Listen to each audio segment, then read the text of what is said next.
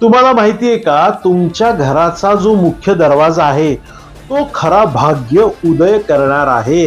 कारण घराच्या दरवाजात लक्ष्मी येते, त्याच दरवाजातून आपण पैसे घेऊन येतो, त्याच घरामध्ये पाहुणे रावळे येतात आणि त्याच घरामध्ये कामाच्या नवीन संधी येतात. असा तो आहे आपला शुभ दरवाजा.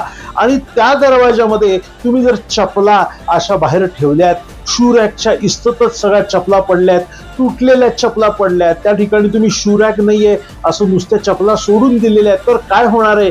भाग्योदय करणारा हा जो दरवाजा आहे तिथे शनीचं आणि राहूचं प्रभुत्व वाढल्यामुळे तुमच्या घराच्या दरवाजामध्ये निगेटिव्हिटीचा प्रवेश होऊन जी पॉझिटिव्हिटी आहे ती निघून जाईल.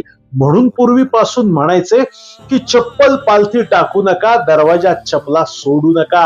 हा उपाय करून बघा, आयुष्यातले अडथळे नक्की कमी होतील. दरवाजा सुंदर सुंदर ठेवा.